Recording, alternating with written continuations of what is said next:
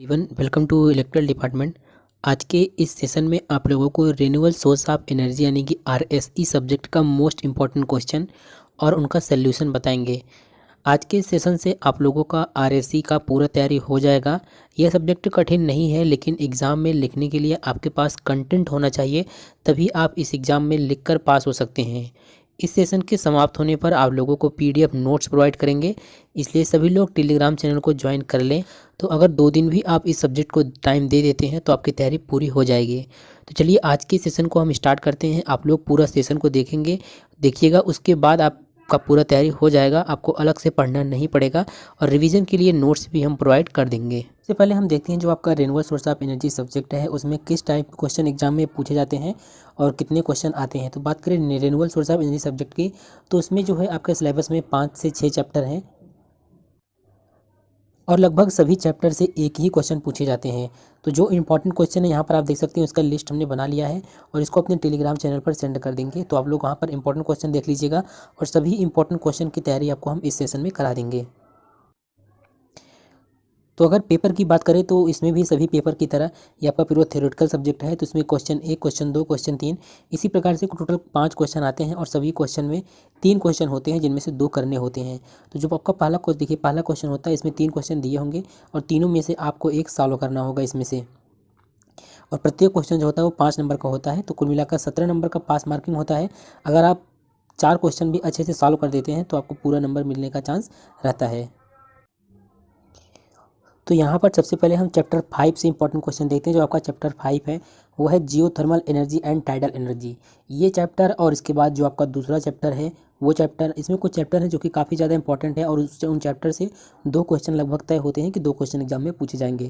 तो सबसे important chapter जो है सबसे पहले उसको देख लेते हैं, फिर जो आपका चैप्टर 1 हो गया, जो चैप्टर से एक ही क्वेश्चन आते हैं उन चैप्टर्स को हम लास्ट में देखेंगे। तो देखिए इसमें जो आपका चैप्टर 5 है geothermal energy and tidal energy, मतलब कि बहुतापी ऊर्जा और ज्वार ऊर्जा। तो यहाँ पर देखिए इंपॉर्टेंट क्वेश्चन ही केवल हमने नोट्स में बनाया, यहाँ पर आप लोग नोट्स देख सकते हैं। ये कंप्लीट नोट्स है, केवल इंपॉर्टेंट क्वेश्चन का और उसके साथ सोल्यूशन का ये नोट्स है। इसको हम सेशन को खत्म होने के बाद अपने टेलीग्राम चैनल पर सेंड कर देंगे, तो ज़्यादा से ज़्यादा लोग को टेलीग्राम चैनल को फॉरवर्ड कर दीजिए। तो देखिए इस चैप्टर से सबसे इंपॉर्टेंट क्वेश्चन ये है कि भूतापीय ऊर्जा क्या है। इसके ही क्वेश्चन एग्जाम में आ सकता है कि भूतापीय ऊर्जा क्या होता है। तो देखिए भूतापीय ऊर्जा क्या होता है, बिल्कुल इजी लैंग्वेज आपको समझाएंगे, बस आप लोग वीडियो को पूरा ध्यान से देखते रहें तो आपको समझ में आ जाएगा कि भूतापीय ऊर्जा क्या होता है। देखिए अगर इजी लैंग्वेज में आपको बताएं तो ऐसी ऊर्जा, भूतापीय ऊर्जा का मतलब है कि ऐसी ऊर्जा जो पृथ्वी के अंदर, मतलब कि उसके गर्भ में उष्मा के रूप में रहता है, उसे ही बोलते हैं भूतापीय ऊर्जा। तो देखिए पृथ्वी की सतह के अंदर दबी हुई उष्मा अर्थात उष्मीय ऊर्जा को ही हम क्या कहते हैं, भूतापीय ऊर्जा कहते हैं। और यह ऊर्जा जो है पृथ्वी की सतह से, मतलब पृथ्वी का जो सतह है उससे 10 किलोमीटर गहराई में पाया जाता है। और पृथ्वी का निचला भाग जो होता है आपको पता होगा अत्यधिक गर्म होता है। क्यों गर्म होता है, क्योंकि इसके निचले भाग में यूरेनियम, थोरियम, पोटेशियम, मैग्मा आदि पाया जाता है। अब पृथ्वी के अंदर उष्मा जो है गर्म जल, गर्म भाप, शुष्क चट्टान आदि के रूप में पाया जाता है। और जो पृथ्वी है उसके निचले परत में पाए जाने वाले ये पदार्थ, ये पदार्थ होते हैं, जैसे कि यूरेनियम हो गया, थोरियम हो गया, पोटेशियम हो गया, इन पदार्थों को हम रेडियो एक्टिव पदार्थ कहते हैं और इनका विघटन होता रहता है, मतलब ये टूटते रहते हैं और जिससे क्या होता है पृथ्वी के अंदर का जल और चट्टान क्या होता है, गर्म हो जाता है। और ये जो गर्म जल होते हैं वे भाप फव्वारों के रूप में पृथ्वी से बाहर निकलते हैं। आप लोगों ने देखा होगा कहीं कहीं ऐसा होता है कि पृथ्वी से क्या होता है, गर्म गर्म जल यानी कि भाप के रूप में वो बाहर निकलता है, वो इसी वजह से होता है। और जो ये गर्म जल होते हैं इनका कई जगह इसका उपयोग भी किया जाता है। तो भूतापीय ऊर्जा जो है ऊर्जा का एक ऐसा स्रोत है जो कई वर्षों से उपलब्ध है और आगे भी उपलब्ध रहेगा, क्योंकि पृथ्वी की गहराई में तापमान की वृद्धि होती रहेगी। तो इस प्रकार से इसको आप लोग केवल इतना समझ लीजिए, यहाँ पर हमने आपको एक्सप्लेन किया कि भूतापीय ऊर्जा क्या है, ताकि जब ये क्वेश्चन आपके एग्जाम में 5 नंबर में आए तो आप एक्सप्लेन करके लिख पाएँ।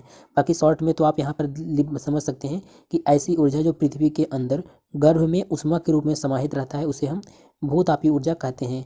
या फिर ऐसे एक्सप्लेन कर सकते हैं कि वह ऊर्जा जो पृथ्वी से भाप, वाष्प तथा तप्त जल के रूप में बाहर निकलता है उसे ही भूतापीय ऊर्जा कहते हैं। भूतापीय से मतलब है भूमि और तापीय से मतलब है भूमि के अंदर जो तपन है, मतलब जो गर्म पदार्थ है या जो गर्म जल है उसी को बोलते हैं भूतापीय ऊर्जा। तो जब भी एग्जाम में क्वेश्चन आएगा तो आपको इतना लंबा लिखना है, तभी जाके आपको 5 नंबर पूरा मिलेगा।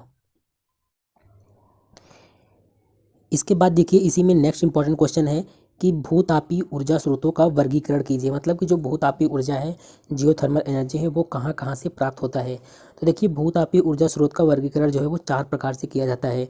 पहला होता है इसमें हाइड्रोथर्मल सिस्टम स्रोत।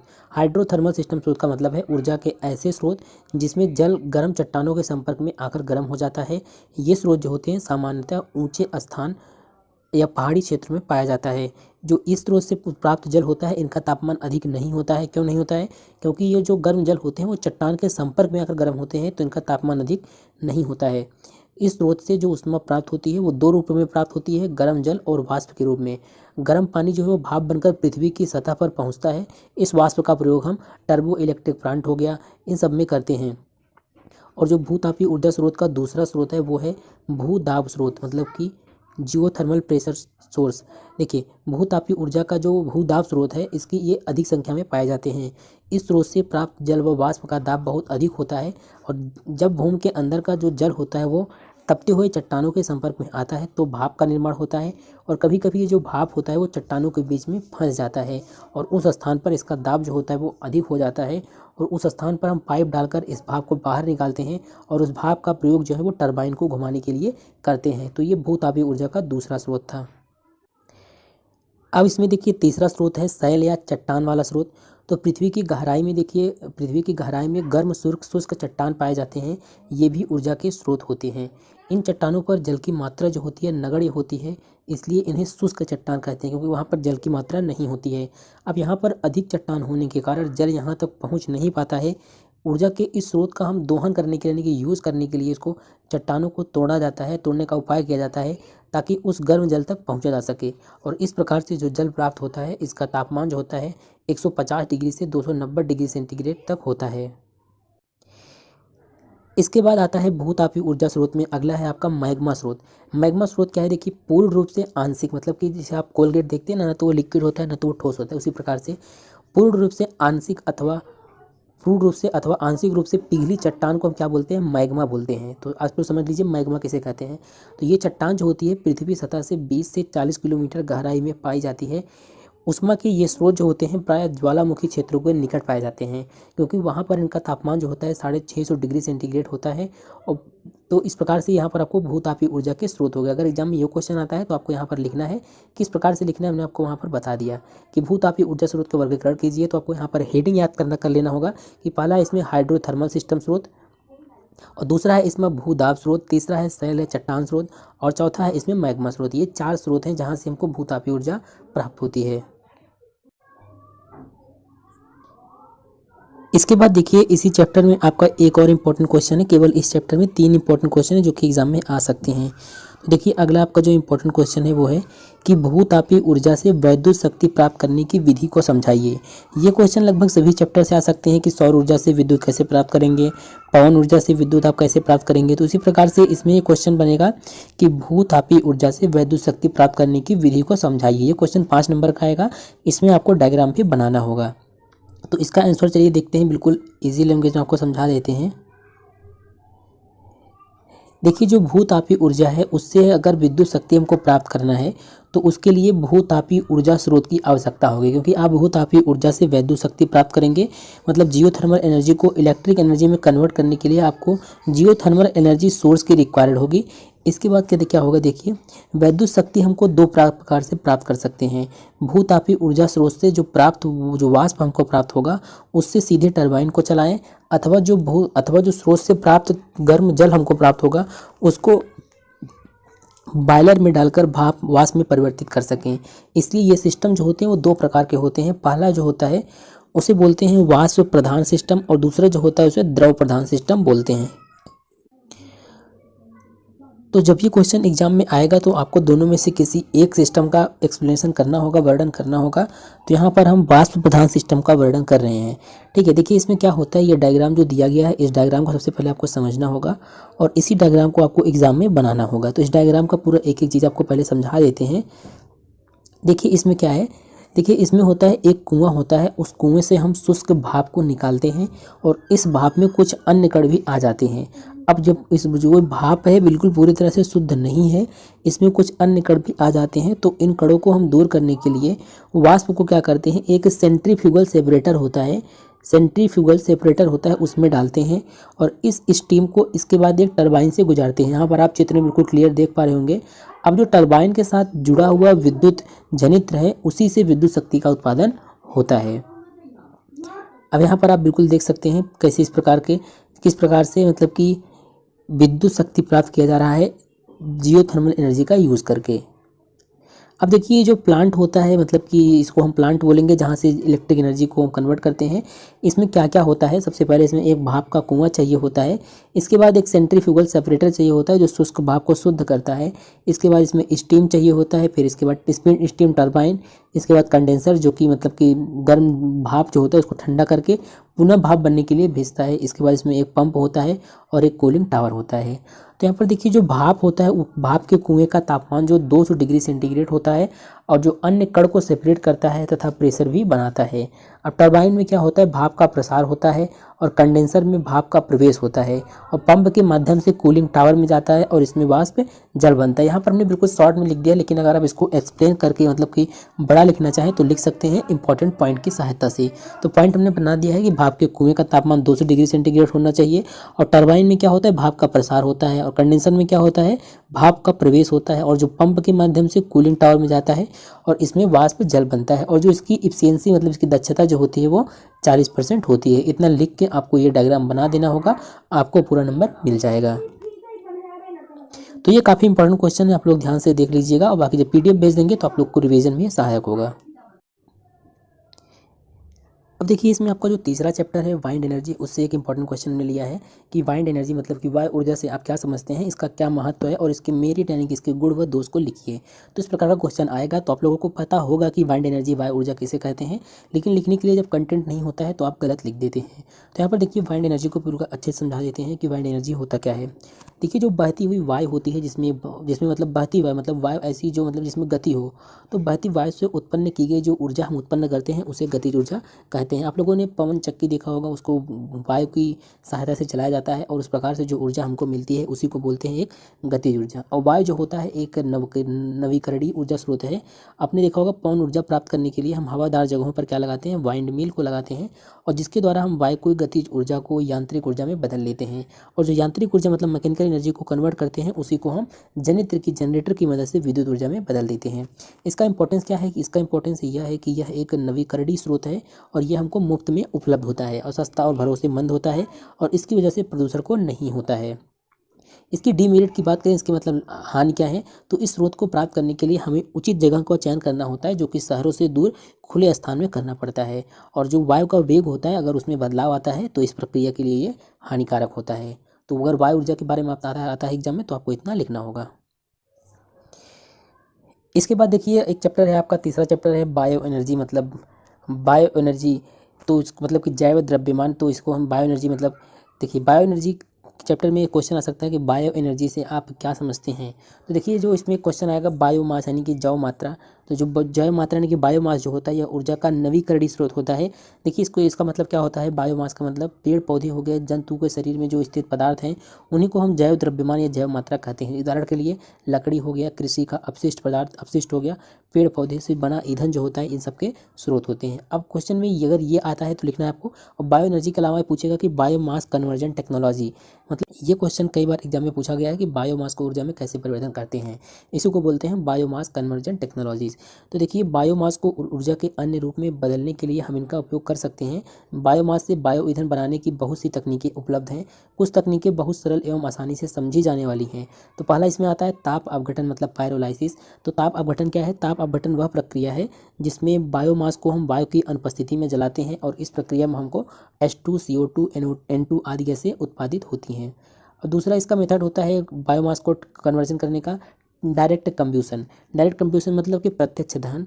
इस मेथड में क्या होता है, हम बायोमास को ऑक्सीजन की उपस्थिति में जलाकर हीट एनर्जी प्राप्त करते हैं और इस मेथड का उपयोग घरेलू क्षेत्रों व छोटे इंडस्ट्री में किया जाता है। और जहाँ पर लकड़ी उपली वेजिटेबल वेस्ट हो गया, एग्रीकल्चर वेस्ट हो गया, उनको हम सीधे जलाकर हीट एनर्जी प्राप्त करते हैं।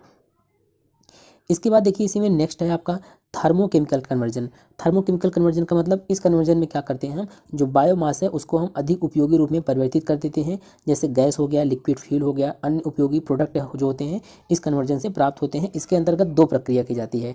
पहला होता है गैसिफिकेशन। गैसिफिकेशन क्या है? गैसिफिकेशन एक ऐसी प्रक्रिया होती है जिसमें हम बायोमास को गैस में परिवर्तित कर देते हैं, जैसे N2 हो गया, CO2 हो गया, H2 हो गया। इसमें अब लास्ट है आपका जो कन्वर्जन करने का टेक्नोलॉजी है वो लास्ट है बायोकेमिकल कन्वर्जन। तो बायोकेमिकल कन्वर्जन क्या है? इस प्रक्रिया में क्या होता है, बैक्टीरिया बायोमास को गैस, लिक्विड फ्यूल, बायोगैस आदि में परिवर्तित कर देते हैं। तो ये भी आपका एक इंपॉर्टेंट क्वेश्चन ही था। अब हम अगला नेक्स्ट इंपॉर्टेंट क्वेश्चन देखते हैं। आप लोग उसको तैयार करते चलिए और अच्छे से समझते चलिए। अब जो नेक्स्ट इंपॉर्टेंट क्वेश्चन है आपका कि भारत में वर्तमान ऊर्जा का दृष्टिकोण क्या है। ये क्वेश्चन जो है चैप्टर 1 से है और ये काफ़ी इंपॉर्टेंट क्वेश्चन है और कई बार एग्जाम में पूछा भी गया है कि भारत में वर्तमान ऊर्जा का दृष्टिकोण क्या है। तो देखिए इसका बिल्कुल इजी लैंग्वेज में इसका आंसर आप देख लीजिए, बिल्कुल समझ में आ जाएगा आपको। देखिए वर्तमान में क्या है कि भारत में वर्तमान ऊर्जा का दृष्टिकोण का मतलब होता है कि इस समय भारत में ऊर्जा का क्या सिनेरियो है, यही आपको इस क्वेश्चन में लिखना है। देखिए वर्तमान में भारत में विद्युत उत्पादन की कुल क्षमता जो है वो 3.5 लाख मेगावाट से अधिक है और भारत जो है विश्व का 5वां सबसे बड़ा विद्युत उत्पादक देश है तथा छठा सबसे बड़ा उपभोक्ता है, मतलब कंज्यूमर भी है 6ठे नंबर पर और उत्पादन में भारत देश 5वें नंबर पर है। भारत में सबसे अधिक विद्युत उत्पादन जो है थर्मल पावर प्लांट से 73%, जो विद्युत ऊर्जा का उत्पादन होता है 73% थर्मल पावर प्लांट से होता है। भारत ने लक्ष्य रखा है कि 2022 तक 100 गीगावाट सौर ऊर्जा, 75 गीगावाट पवन ऊर्जा का उत्पादन करेगा। इसके बाद देखिए भारत में सौर ऊर्जा को अधिक बढ़ावा दिया जा रहा है। भारत में सौर ऊर्जा का 10,000 मेगावाट से अधिक है। जनसंख्या वृद्धि के साथ ही ऊर्जा की मांग में भी वृद्धि होती है। इनकी आवश्यकताओं को पूर्ति करने के लिए आने वाले समय में सौर ऊर्जा, पवन ऊर्जा का सबसे अधिक प्रयोग किया जाएगा। यदि भारत में सौर ऊर्जा का इस्तेमाल बढ़ाया जाए तो इससे जीडीपी दर जो है वो बढ़ेगा और भारत जो है सुपर पावर बनने की राह पर अग्रसर होगा।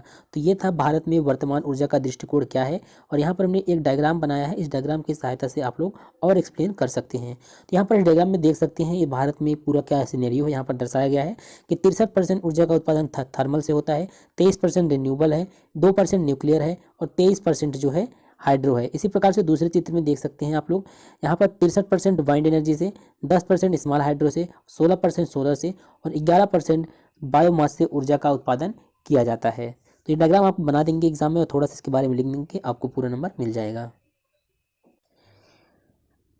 अब देखिए पहले चैप्टर में एक और इम्पॉर्टेंट क्वेश्चन है कि भारत में ऊर्जा का भी हमने वर्तमान ऊर्जा का दृष्टिकोण देखा। अब इसमें देखिए क्वेश्चन है कि भारत में ऊर्जा के भविष्य का दृष्टिकोण बताइए कि भविष्य में ऊर्जा का सिनेरियो क्या होगा भारत में, इसके बारे में आपको लिखना होगा। इसी टाइप के क्वेश्चन एग्जाम में पूछे जाएंगे।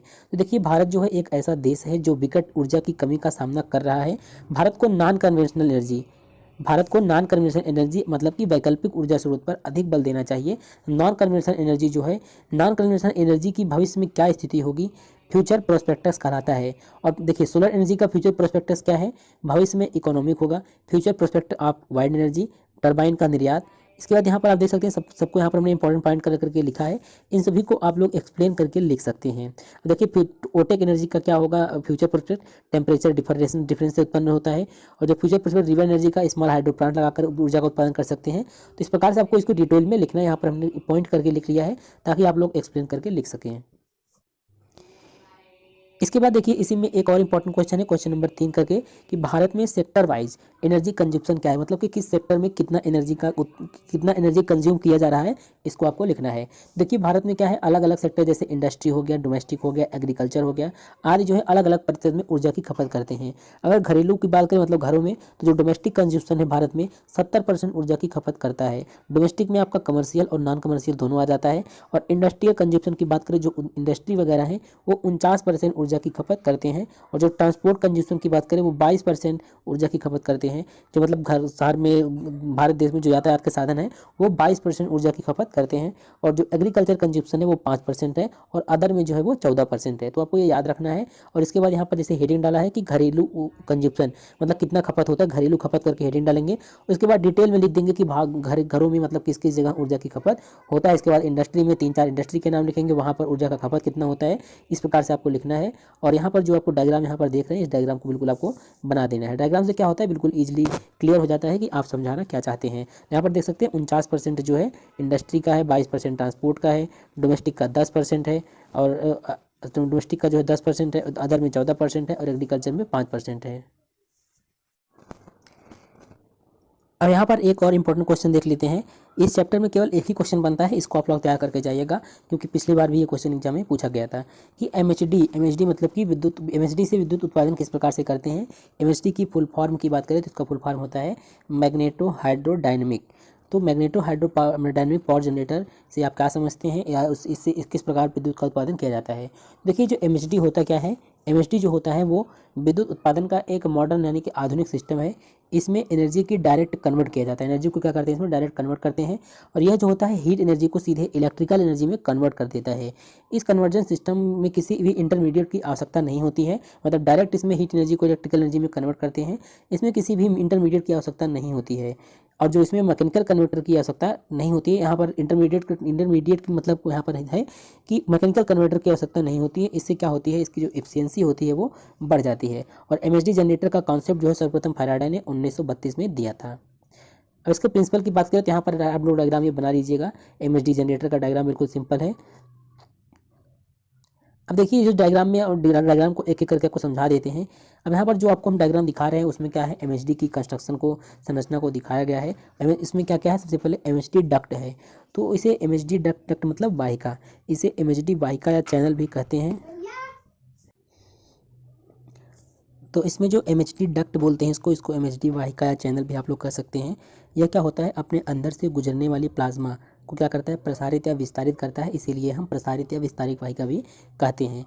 और इसमें देखिए एक होता है मैग्नेट। तो मैग्नेट का क्या काम होता है, इसमें देखिए विद्युत उत्पादन के लिए हम स्ट्रॉन्ग मैग्नेट का यूज़ करते हैं, और ताकि जो अधिक विद्युत क्षेत्र इलेक्ट्रिक फील्ड का उत्पादन अधिक हो, और दोनों चुंबक के विपरीत ध्रुव को हम एक दूसरे के निकट एमएचडी डक्ट को की ऊपरी सतह पर लगाते हैं। इसमें जो नेक्स्ट इंपॉर्टेंट पॉइंट है वो है कि इसमें तप्त आयनित गैस प्लाज्मा क्या होता है। जो प्लाज्मा देखो, इसमें प्लाज्मा ही मेन होता है, यह कार्यकारी आपका तरल पदार्थ का कार्य करता है। इसमें जो इलेक्ट्रोड होते हैं वो देखिए विपरीत आवेश वाले, इसमें 2 इलेक्ट्रोड होते हैं, और इसमें इन्वर्टर भी लगा होता है। यह एमएचडी द्वारा जो उत्पन्न डीसी होता है उसको एसी में बदल देता है। देखिए, जो आयनित गैस अर्थात प्लाज्मा होता है उसको हम जीवाश्म ईंधनों को हाई प्रेशर पर जलाकर प्राप्त करते हैं। इस हाई टेम्परेचर व हाई प्रेशर आयनित गैस को ही हम क्या बोलते हैं, प्लाज्मा बोलते हैं। इसके हम वर्किंग प्रिंसिपल की बात करें तो आपने फैराडे का नियम पढ़ा होगा, बिल्कुल उसी सिद्धांत पर यह कार्य करता है। तो यह जो है फैराडे के विद्युत चुंबकीय प्रेरण सिद्धांत पर कार्य करता है, जिसके अनुसार यदि किसी शक्तिशाली चुंबकीय क्षेत्र में आयनिक गैस यानी कि प्लाज्मा को अगर हम तीव्र गति से गुजारते हैं तो उससे क्या होता है, एक डीसी उत्पन्न होता है, और इस प्रकार का इलेक्ट्रिसिटी जनरेट करने वाले प्लांट को ही हम क्या बोलते हैं, एमएचडी बोलते हैं। अब इसके वर्किंग की बात करें तो आप जो लोग चित्र में देख पा रहे होंगे कि आयनित गैस को हम शक्तिशाली चुंबकीय क्षेत्र के अंदर रखी हुई डक्ट में से क्या करते हैं, तीव्र गति से प्रवाहित और प्रसारित करते हैं। इससे वाहिका के अंदर क्या होता है, फैराडे के नियमानुसार डीसी उत्पन्न हो जाता है, जिसे इलेक्ट्रोड द्वारा एकत्रित कर लिया जाता है, और एसी प्राप्त करने के लिए हम इन्वर्टर का यूज़ करते हैं।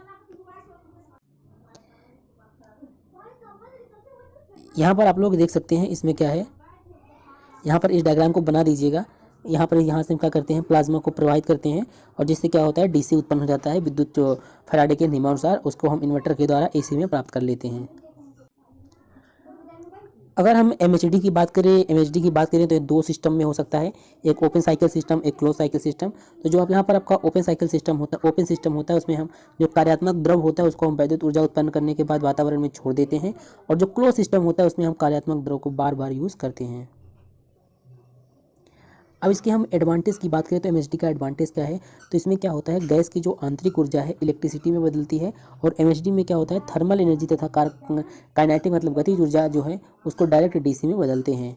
और जिसमें मैकेनिकल लॉस होता है वो 0 होता है, और जो दूसरा इसमें पॉइंट है, मैकेनिकल लॉस 0 होता है और डायरेक्ट इलेक्ट्रिसिटी में कन्वर्ट होता है। और सामान्य जनरेटर की अपेक्षा यह हल्का होता है और इसकी एफिशिएंसी भी अधिक होती है। इसमें कोई भी किसी भी प्रकार का मूविंग पार्ट नहीं होता है। तो बिल्कुल ईजी लैंग्वेज में हमने आपको ये वाला चैप्टर समझा दिया कि एमएचडी क्या होता है, इसका एडवांटेज क्या है, इसका मतलब कंस्ट्रक्शन किस प्रकार से होता है, ये वर्किंग प्रिंसिपल क्या है और किस प्रकार से यह वर्क करता है। इसको आप अगर देख लेंगे और अपने नोट्स में नोट कर लेंगे तो आप लोग इसको अच्छे से तैयार कर पाएंगे। अब हम नेक्स्ट इंपॉर्टेंट क्वेश्चन देखते हैं। तो आपका इसमें जो नेक्स्ट इंपॉर्टेंट क्वेश्चन है वो है सोलर फोटोवोल्टाइक पर टिप्पणी कीजिए। तो ये क्वेश्चन भी काफ़ी ज़्यादा एग्जाम में पूछा जाता है, जो आपका सोलर करके चैप्टर है उससे ये क्वेश्चन है। देखिए, जो सोलर फोटोवोल्टाइक है ये क्या होता है, एक प्रकार का सेमी कंडक्टर डिवाइस होता है। ये सोलर फोटोवोल्टाइक क्या करता है, जितने भी विकिरण होते हैं, यानी कि जो सौर विकिरण होते हैं उसको डीसी में बदल देता है। फोटोवोल्टाइक सेल किसे कहते हैं? फोटोवोल्टाइक सेल का मतलब होता है कि फोटोवोल्टाइक सेल जो है एक मोटी पी टाइप सेमीकंडक्टर तथा एक पतली एन टाइप सेमीकंडक्टर का बना होता है। जिस स्थान पर ये दोनों मिलते हैं उसे पीएन जंक्शन कहा जाता है। जिस प्रकार से आप लोग डायोड पढ़े होंगे बिल्कुल सेम उसी प्रकार से इसका कंस्ट्रक्शन होता है। इसमें एक मोटा परत होता है पी टाइप का और एक पतला परत होता है एन टाइप का।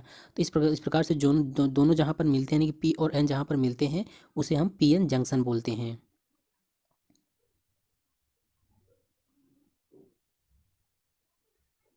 अब देखिए यहाँ पर आप देख सकते हैं, जब क्या हो यहाँ पर इमेज में आप देख सकते हैं एक सोलर फोटोवोल्टाइक का हमने चित्र दिखाया है। ये पूरा उसका डायग्राम है। ये डायग्राम भी आप लोग एग्जाम में बना दीजिएगा। देखिए जब भी जो सौर विकिरण है, जब सौर विकिरण सोलर पर गिरती है तो इलेक्ट्रॉन मूव करने लगते हैं, और यदि इससे लोड लगा हो तो धारा प्रवाहित होने लगता है। एक सेल जो होता है वो 0.5 से 0.7 वोल्ट उत्पन्न करता है। तो आपको इतना एग्जाम में लिख देना है। बाकी इसका जो कंस्ट्रक्शन है, इसके हिसाब से कंस्ट्रक्शन के हिसाब से और भी चीज़ें आप लिख सकते हैं। यहाँ पर आप देख सकते हैं इसमें एक एन टाइप है, एक पी टाइप है। ये दोनों जहाँ पर मिलते हैं इसी को हम बोलते हैं पीएन जंक्शन बोलते हैं। तो अगर ये क्वेश्चन एग्जाम में आता है तो आपको इसी के बारे में लिखना है पूरा डिटेल में। यहाँ हमने बिल्कुल शॉर्ट में लिखा है क्योंकि आपको, ताकि ये अगर इतने पॉइंट्स आपको याद रहेंगे तो आप एक्सप्लेन करके लिख सकते हैं। अब देखिए इसमें आपका जो नेक्स्ट क्वेश्चन है वो इंपॉर्टेंट क्वेश्चन है कि जो गैसीफायर है उसके उपयोग बताइए। आप एग्जाम में इस प्रकार से पूछ सकता है कि गैसीफायर के अनुप्रयोगों का वर्णन कीजिए। तो देखिए जो गैसीफायर होता है उसको हम उसकी क्षमता के अनुसार उपयोग में लाते हैं। तो ये कई प्रकार के हो सकते हैं, जैसे एक होता है लघु क्षमता वाले गैसीफायर, और दूसरा होता है मध्यम क्षमता वाले गैसीफायर, और तीसरा होता है दीर्घ क्षमता वाले गैसीफायर, और इसके अलावा भी इसके कुछ अनुप्रयोग होते हैं। जब ये क्वेश्चन एग्जाम में आएगा कि गैसीफायर के अनुप्रयोगों का वर्णन कीजिए, तो आपको 3 हेडिंग बनाकर लिखना है। सबसे पहले लिखना है लघु क्षमता वाले गैसीफायर। तो जो देखिए लघु क्षमता वाले गैसीफायर होते हैं इनका प्रयोग हम 10 एचपी के, यानी कि 10 हॉर्स पावर के पंप के प्रचालन में किया जाता है। जैसे कि कृषि की सिंचाई में हम क्या करते हैं, लघु क्षमता वाले गैसीफायर का यूज करते हैं। और दूसरा है इसमें आपका मध्यम क्षमता वाले गैसीफायर।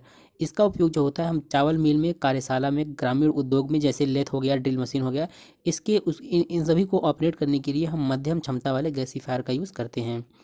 इसके बाद नेक्स्ट है दीर्घ क्षमता वाले गैसीफायर। जो दीर्घ क्षमता वाले गैसीफायर हैं इनकी क्षमता क्या होती है, 50 किलोवाट से अधिक होती है। इसकी वजह से इसका उपयोग जो है इंडस्ट्री में, तेल मिल आदि में होता है। इसके अलावा इसके कुछ अन्य उपयोग भी हैं, जैसे कि देखिए यहाँ पर कृषि के सिंचाई पंप में इसका यूज़ होता है, विद्युत के उत्पादन में, चावल के मिल में, तेल मिल में, डेयरी उद्योग में, ईंट की भट्ठी में। तो इन जगहों पर गैसीफायर का यूज़ किया जाता है। तो ये क्वेश्चन आता है तो आपको बिल्कुल एक्सप्लेन करके ऐसे ही लिखना है, तब आपको फुल मार्क्स मिल जाएगा। अब देखिए आपका नेक्स्ट इंपॉर्टेंट क्वेश्चन है वो बिल्कुल एग्जाम में आ सकता है। लगभग सभी चैप्टर में एक क्वेश्चन ऐसा बन जाता है।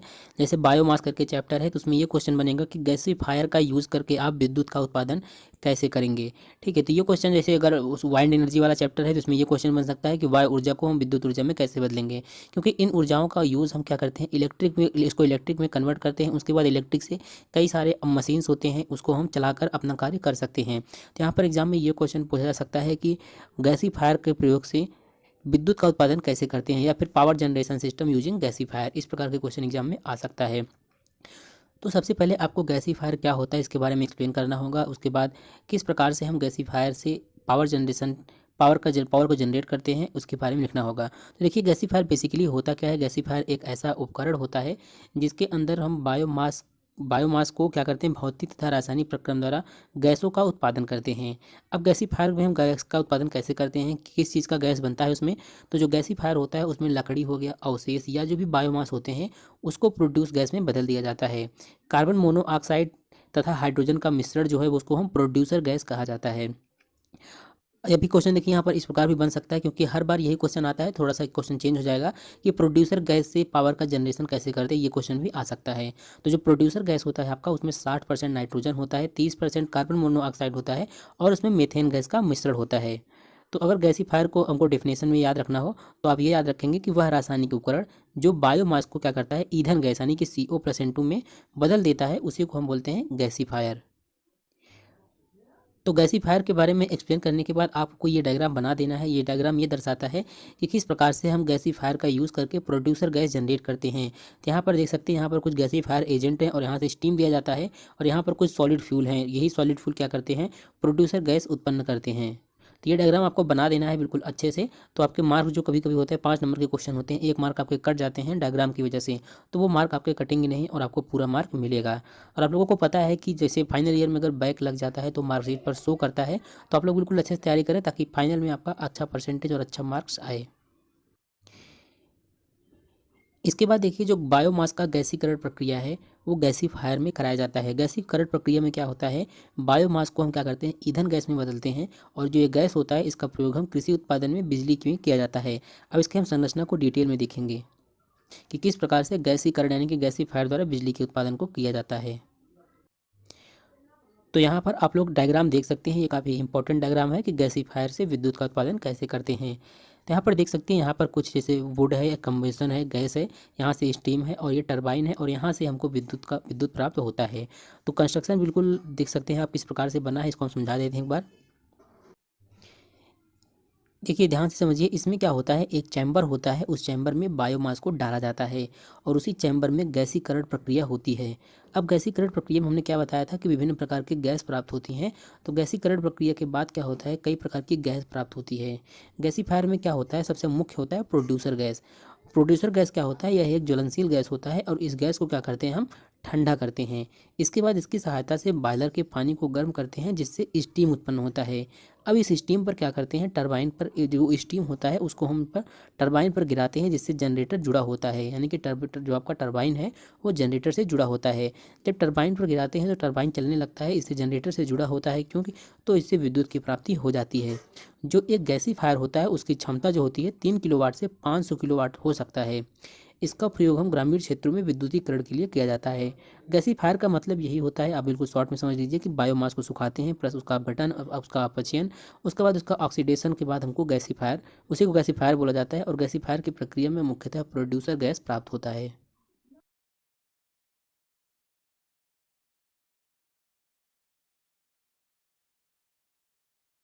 देखिए जो आपका renewable source of energy subject है उसमें एक इम्पॉर्टेंट चैप्टर है फ्यूल सेल करके, ईंधन सेल। इस चैप्टर से जो है एग्ज़ाम में लगभग 5 से 10 नंबर के क्वेश्चन इसी चैप्टर से पूछे जाते हैं और पिछली बार भी एग्जाम में इस चैप्टर से क्वेश्चंस आए थे। ठीक है, तो देखिए होता क्या है एग्जाम में कि जब आप लोग केवल इंपॉर्टेंट क्वेश्चंस पढ़ के जाते हैं तो अगर वो एग्जाम में नहीं आता है तो आप लोगों का एग्जाम खराब चला जाता है और आप उसमें लिख नहीं पाते हैं।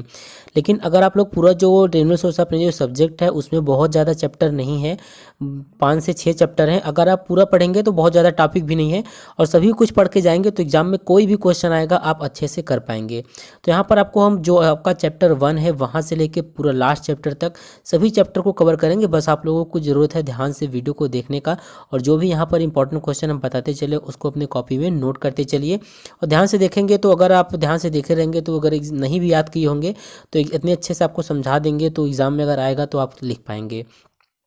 ठीक है, तो इस चैप्टर से जो पहला मोस्ट इंपॉर्टेंट क्वेश्चंस होता है ईंधन सेल, ईंधन सेल के बारे में लिखने को आता है। एग्जाम में पूछा जाता है कि ईंधन सेल की अवधारणा को समझाइए, यानी कि ईंधन सेल क्या होता है। तो देखिए जो ईंधन सेल होता है यह एक प्रकार का टेक्निकल डिवाइस है जिसमें हम एक फ्यूल यानी कि ईंधन का प्रयोग करते हैं ऊर्जा को उत्पन्न करने के लिए। और देखिए अतः हम कह सकते हैं कि जो आपका ईंधन सेल होता है एक विद्युत रासायनिक सेल है जो हाइड्रोजन और ऑक्सीजन ईंधन की रासायनिक ऊर्जा को विद्युत ऊर्जा में बदल देता है।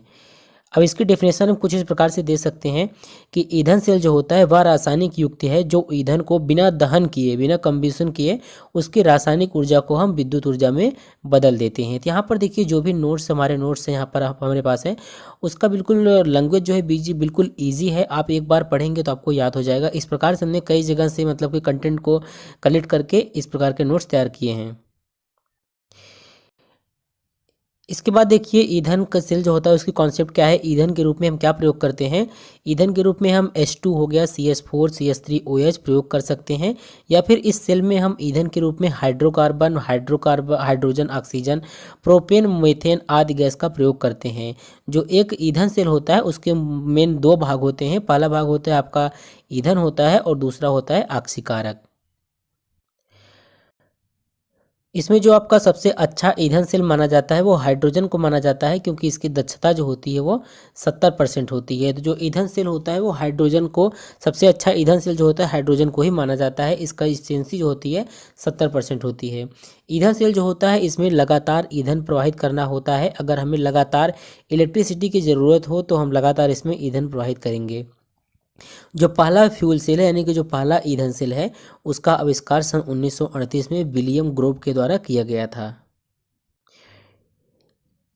ईंधन सेल में जो आपका ईंधन सेल होता है उसका सबसे पॉपुलर ईंधन सेल होता है H2O2, और एग्जाम में भी आता है कि H2O2 ईंधन सेल के बारे में आप लिखना होता है।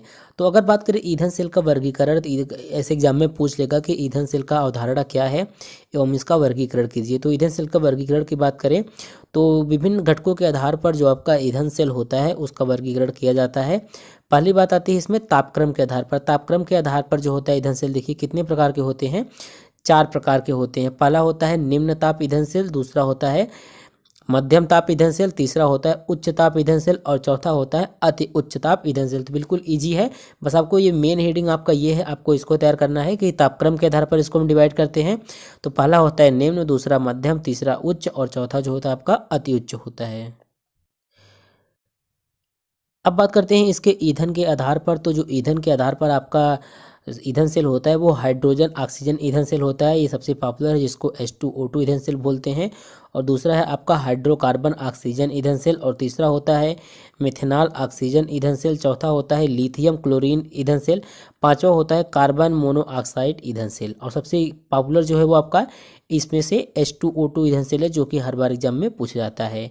अब बात करते हैं इसकी भौतिक अवस्थाओं के आधार पर। तो भौतिक अवस्थाओं के आधार पर ईंधन सेल जो होता है 3 प्रकार का होता है। पहला होता है आपका सरल ईंधन सेल, दूसरा होता है पुनर्योजी ईंधन सेल और तीसरा होता है जटिल ईंधन सेल।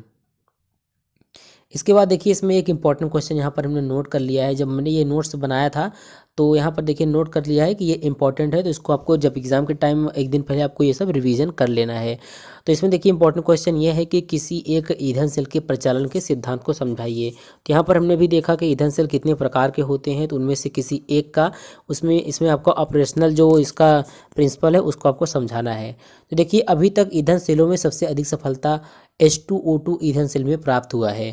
तो हाइड्रोजन ऑक्सीजन इसको बोलते हैं, हाइड्रोजन ऑक्सीजन सेल, ठीक है।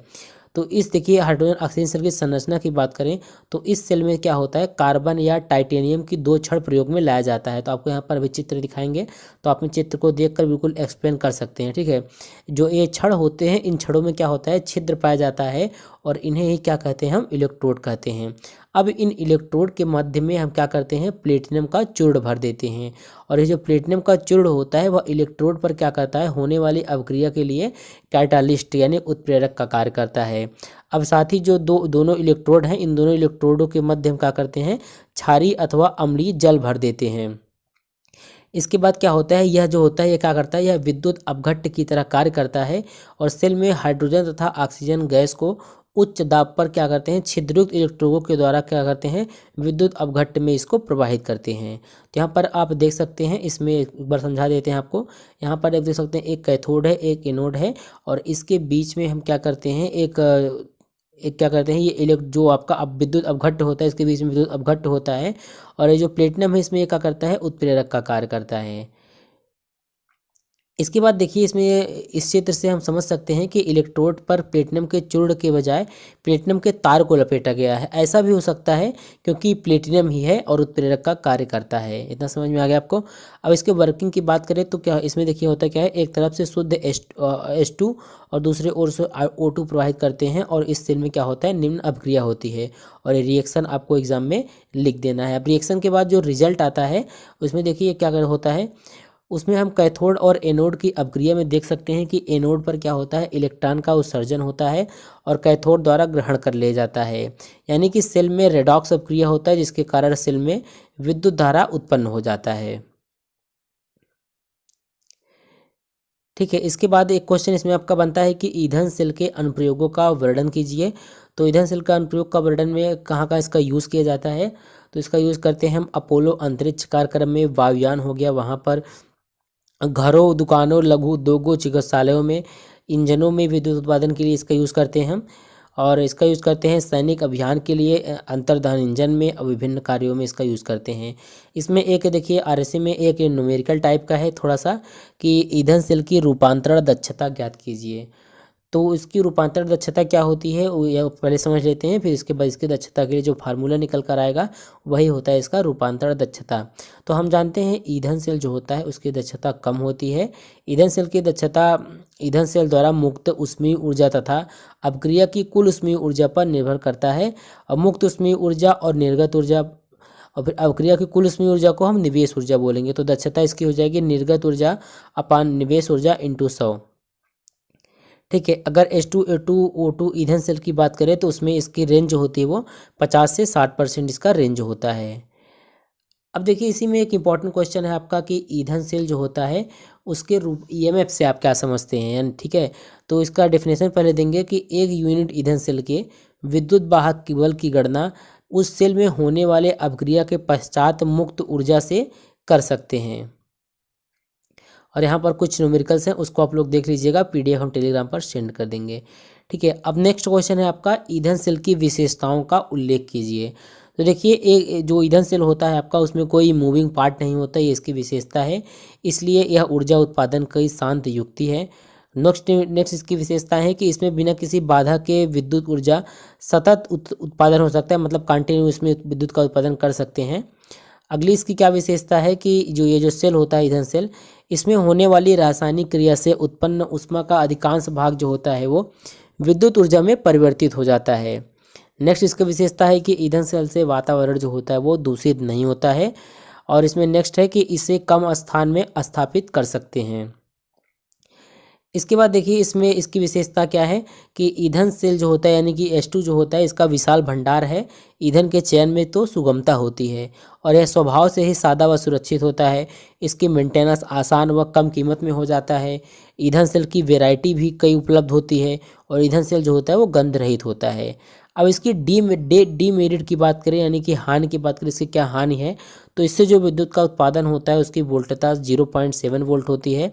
इसका सेवा काम जो होता है वो कम होता है और जो उसमें कैटालिस्ट यानी कि उत्प्रेरक यूज होता है वो महंगा होता है और सेल के लिए लगातार ईंधन की आवश्यकता होती है। और H2O2 जो होता है हमको बहुत महंगा पड़ता है क्योंकि शुद्ध H2 के साथ हमको शुद्ध O2 भी चाहिए होता है। तो आज का आपका ये जो टॉपिक था ईंधन सेल, इससे इतने क्वेश्चन आएंगे। बहुत ज़्यादा बड़ा वीडियो नहीं बनाया, केवल 10 मिनट में आप इस चैप्टर को तैयार कर लेंगे तो आपके एग्जाम में 10 नंबर आपके फिक्स हो जाएंगे। ठीक है, ईंधन सेल से 5 से 8 नंबर के क्वेश्चन एग्जाम में हर बार पूछे जाते हैं। इस चैप्टर से ये समझ लीजिए कि एक क्वेश्चन आना एग्जाम में तय है। तो आप लोगों को जितना क्वेश्चन बताया उतना आपको तैयार करके जाना है, इसमें से एक क्वेश्चन आपके एग्जाम में आएगा। तो अब हम मिलते हैं इसके नेक्स्ट वीडियो में एक नेक्स्ट इंपॉर्टेंट क्वेश्चन के साथ। उसमें भी कुछ आपको इंपॉर्टेंट क्वेश्चंस बताएंगे।